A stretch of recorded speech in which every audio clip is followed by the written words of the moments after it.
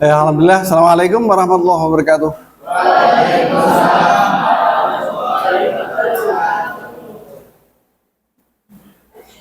Alhamdulillah bisa ketemu lagi di kesempatan yang berbahagia ini.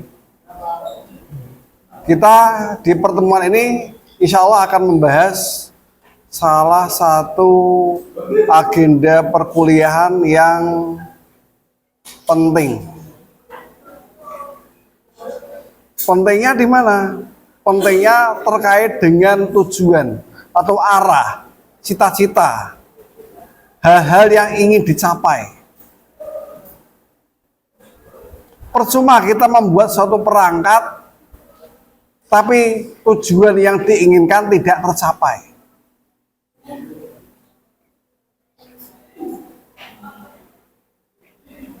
Ingin memotong sayuran misalnya, nah, akan sangat menjengkelkan apabila pisaunya ketul, tidak tajam. Kita pengen menanam nasi, alhamdulillah ada magic jar. Magic jar ya apa? Ya, magicom. Ternyata nggak mateng-mateng. Berarti ada something wrong. Sehingga tujuan yang diinginkan tidak tercapai. Demikian juga kita bangsa Indonesia capek-capek membuat aturan perundang-undangan, regulasi, putusan hakim dan seterusnya, tapi ternyata tidak tercapai keadilan, kesejahteraan, masyarakatnya semakin semrawut, kepastian hukum tidak ada. Nah, berarti ini tujuan hukum tidak tercapai, berarti hukumnya zonk. Nah, di situ ya. Nah, di pertemuan kali ini kita fokus ingin melihat bagaimana tujuan-tujuan hukum diteorisasikan oleh para ahli, dan dari tujuan ini kita mulai menyusun parameter untuk menentukan bahwa hukum yang dibuat oleh bangsa kita terutama atau hukum bangsa lain ini bermanfaat, berguna, dan mengarah pada tujuan yang dicita-citakan atau tidak. Sampai di sini bisa dipahami ya?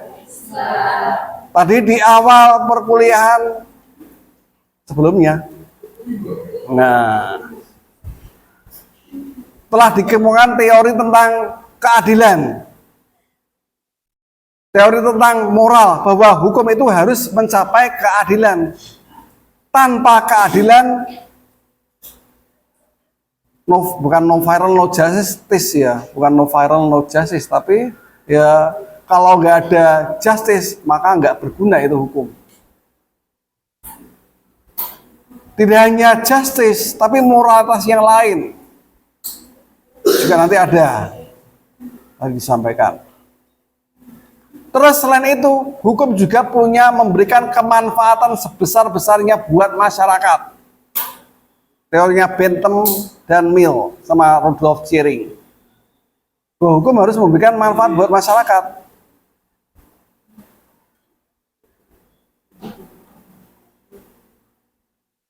Seluruh kebijakan harus dibuat dalam bentuk hukum.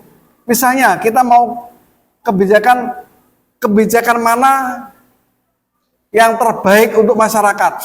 Nah, menurut teori utilitarianisme atau teori kemanfaatan, ya, kemanfaatan sebaiknya dibuat berdasarkan kuantitas maupun kualitas. Secara kuantitas ya mulai di list mana manfaat-manfaat yang perlu dicapai oleh hukum. Misalnya kesejahteraan ekonomi, pendidikan, peningkatan SDM, nah mulai di list. Berarti pelisan ini, penyusunan ini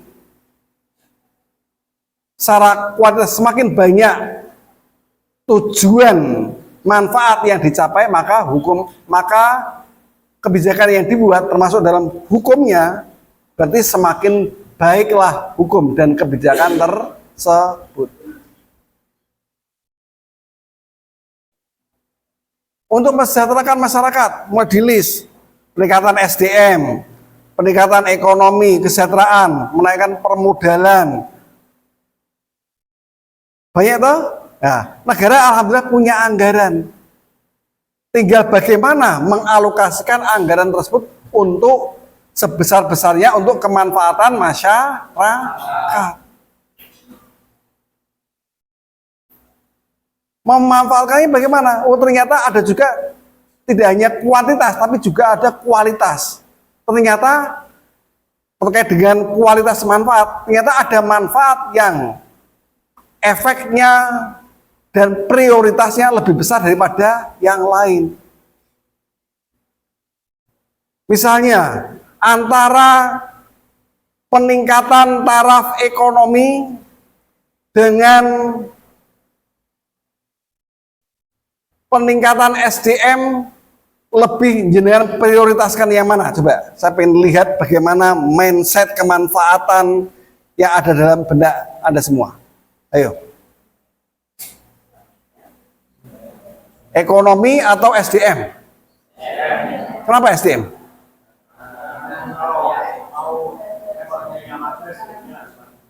Kata. Kenapa bisa itu? Alurnya bagaimana? Nah, manusianya harus pintar, cerdas, terampil. Kalau sudah demikian, meningkatkan punya daya saing dan kemampuan mendapatkan penghasilan yang tinggi, imbasnya ke ekonomi. Kalau pemerintahan kemarin, sekarang masih ding. Ya, Anda nilai sendiri.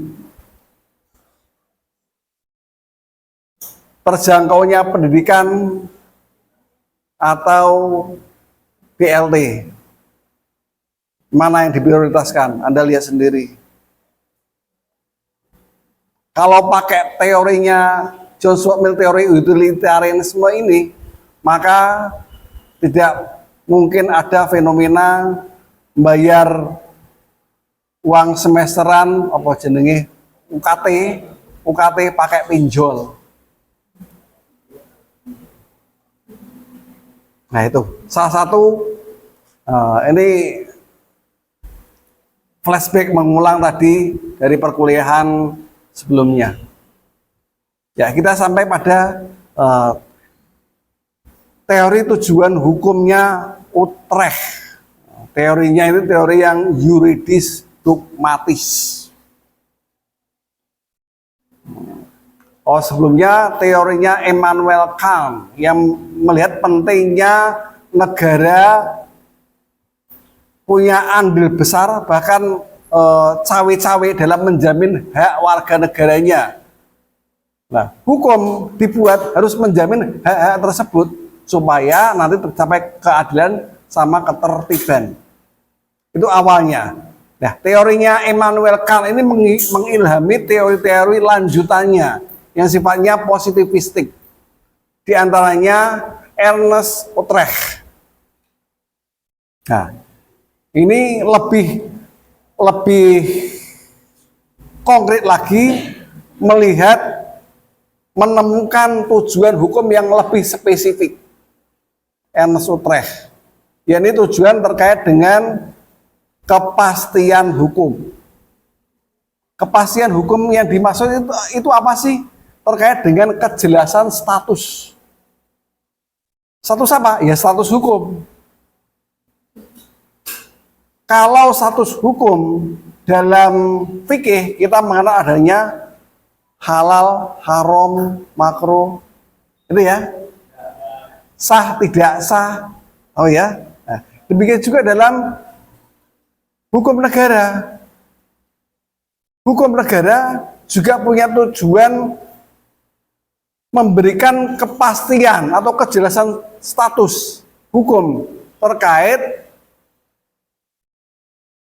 masalah yang diatur, terkait sah atau tidak sah.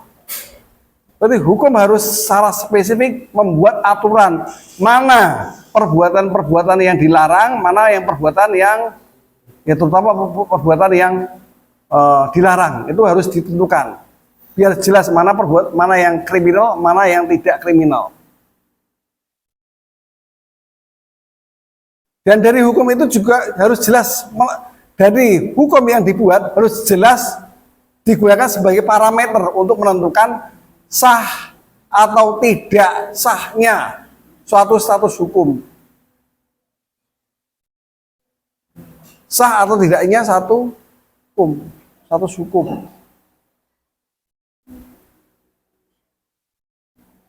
Perjanjian, syarat-syarat perjanjian itu apa? Harus jelas.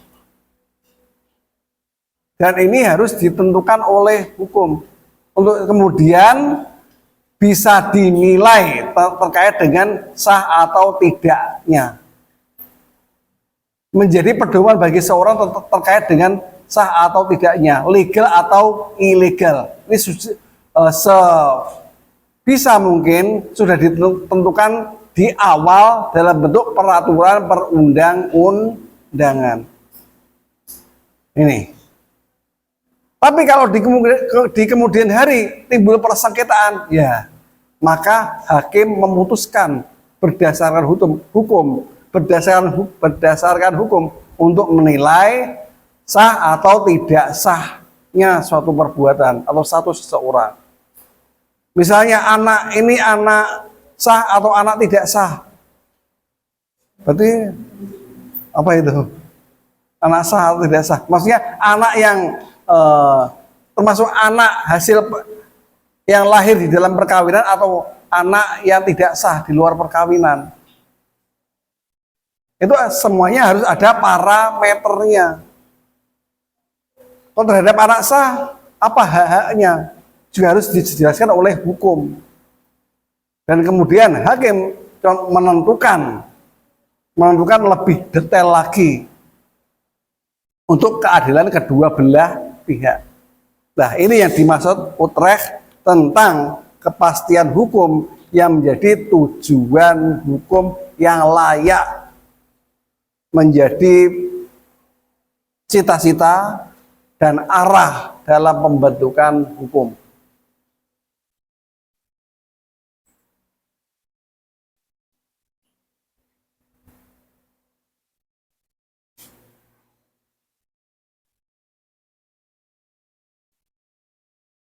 Yaitu kemudian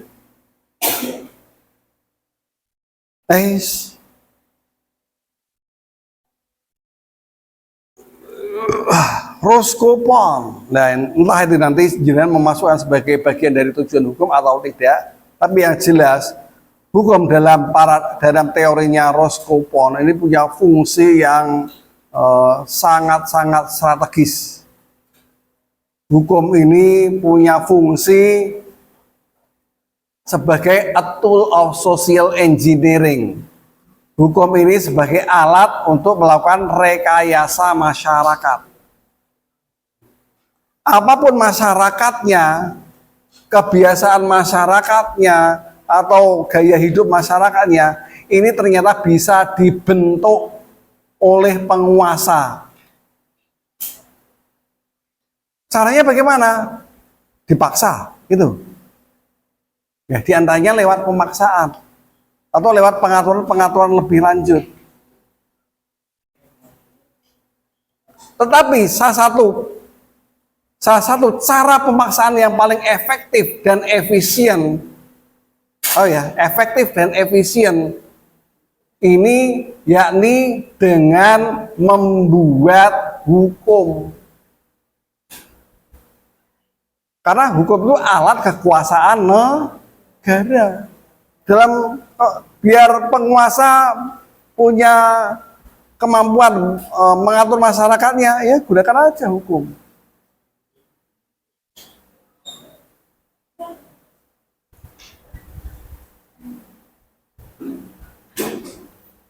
Nah itu teorinya Roscoe. Law as a tool of social engineering. Masyarakatnya biadab misalnya, diubah oleh hukum menjadi beradab. Masyarakatnya semrawut jadi tertib. Masyarakat penuh kezaliman jadi adil. Masyarakatnya sekuler jadi religius. Atau sebaliknya, masyarakat religius, wah jadi sekuler Itu haknya penguasa dalam merekayasa masyarakatnya sesuai tujuan yang diinginkan. Caranya apa? Lewat hukum. Law as a tool. Hukum adalah sebuah alat terpenting dalam mewujudkan tujuan penguasa.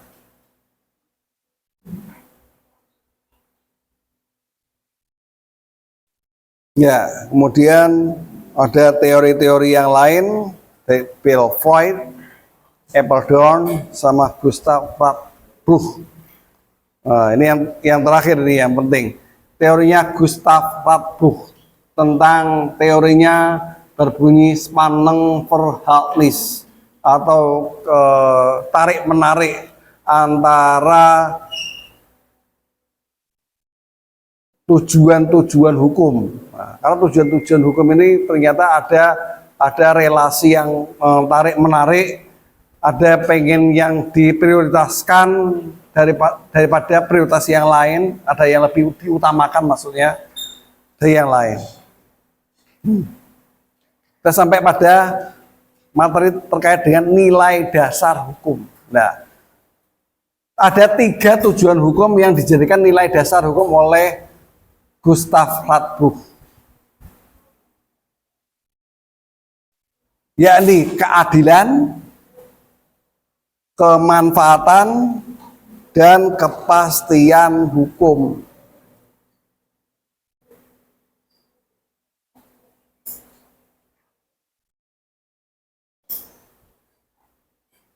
Ya. Mana yang paling utama? Mana yang paling didahulukan? Apakah keadilankah? Atau kemanfaatannya kah? Atau ketertiban, kepastian hukumnya? Nah, ini menjadi sebuah diskusi yang penting untuk dikaji. Mana dulu?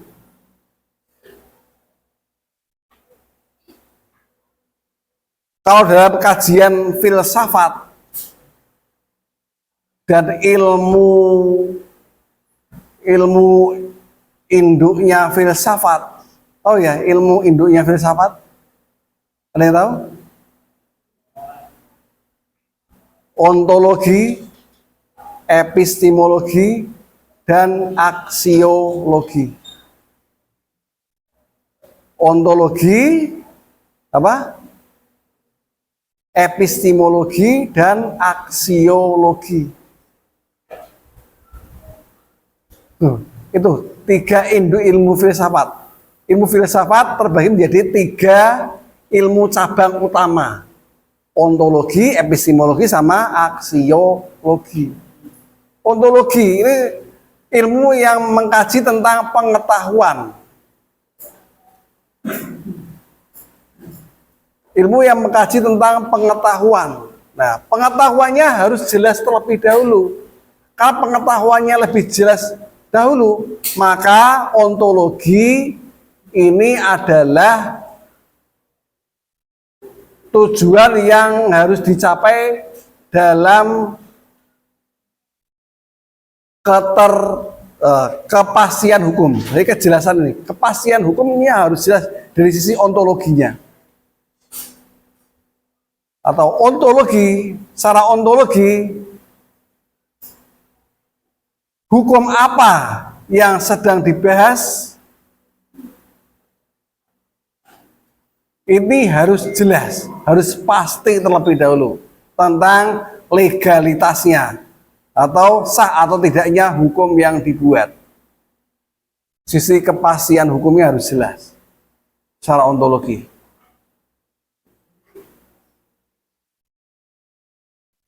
Hukumnya, dasar hukumnya juga harus jelas. Pasti, sudah ditentukan terlebih dahulu. Baru kemudian secara metodologi atau secara epistemologi, ayo, kalau Anda semua dengar kata epistemologi, ini erat kaitannya dengan metodologi. Metodologi itu apa sih? Tata cara. Termasuk dalam menerapkan hukumnya, apakah sesuai dengan keadilan. Nah, di sini. Berarti secara epistemologis, hukum harus adil terlebih dahulu dalam menegakkannya.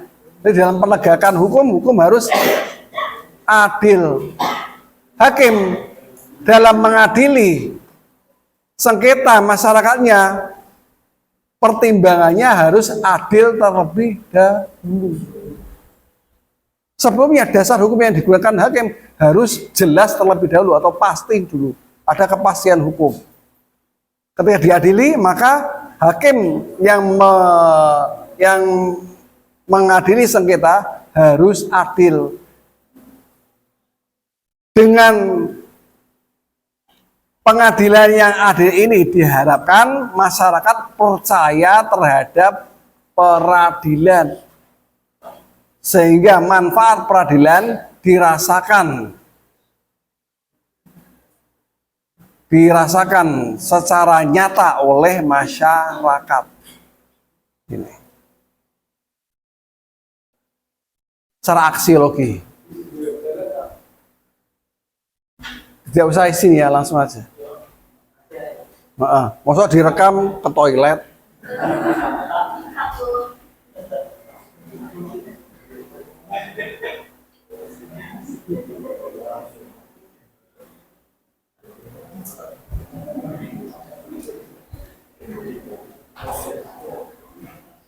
Ya. Idealnya bagaimana? Idealnya memadukan seluruh kepentingan.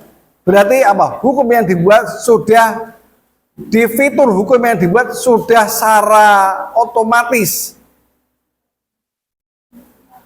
mencapai ketiga tujuan hukum tersebut, atau tidak hanya fokus terhadap salah satu tujuan, tapi ketiga-tiganya fitur hukum tadi sudah mengakomodir ketiga tujuan secara keseluruhan. Ini.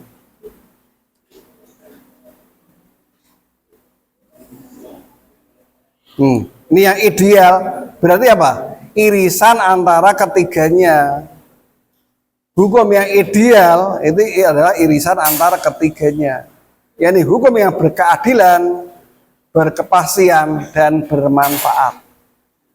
Ini konsepnya Gustav Radbruch.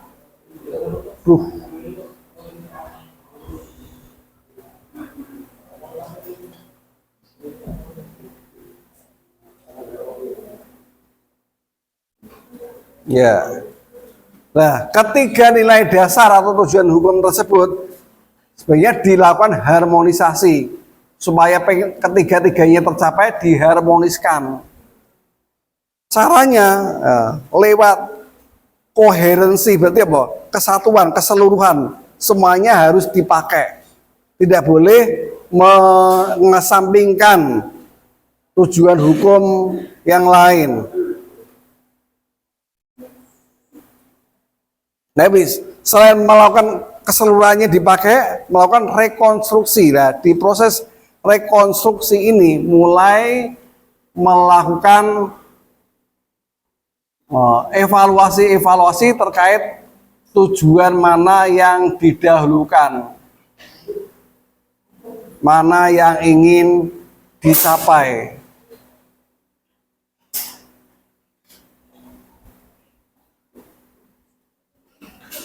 Koherensinya tidak boleh bertentangan satu sama lain, tidak boleh melemahkan tujuan hukum yang lain, atau meniadakan satu sama yang lain. Itu koherensinya.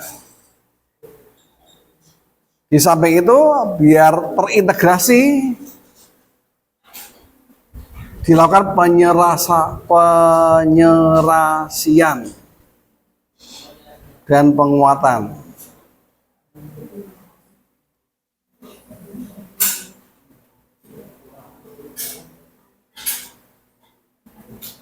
Ya, kemudian ya silahkan Anda baca.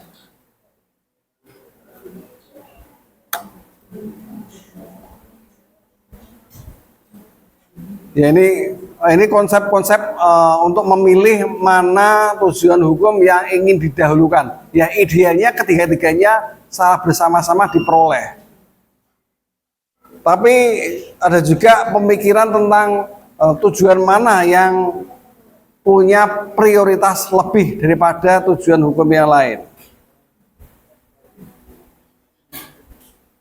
Seperti yang dikemukakan oleh Ramsey.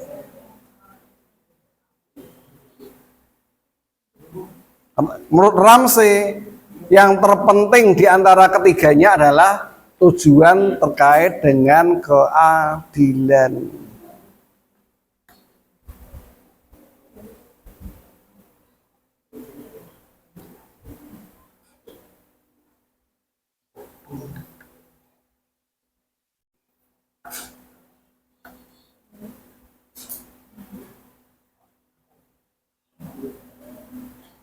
Sehingga disusunlah konstruksi Spangenverhältnisnya Ramsey itu dengan konsep meletakkan tujuan keadilan di atas dua tujuan yang lain.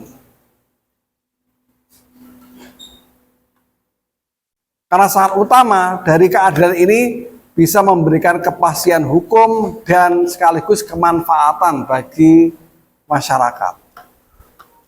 Ini menurut studinya Ramsey.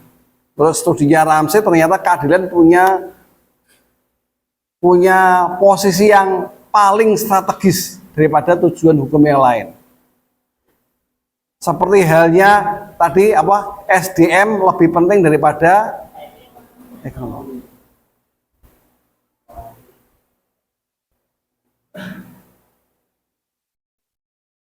Ada juga konsep lain terkait dengan tujuan hukum.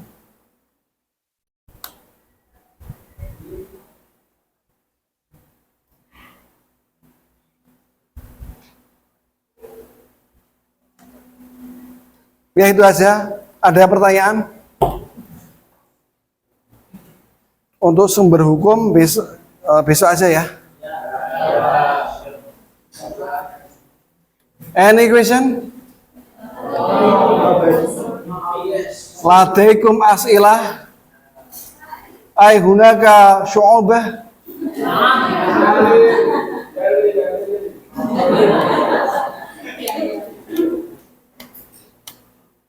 Ya udah. Udah. Semoga bermanfaat. Terima kasih.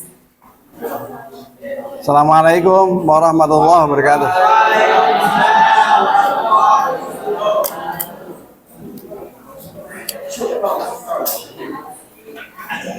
Bagus gak?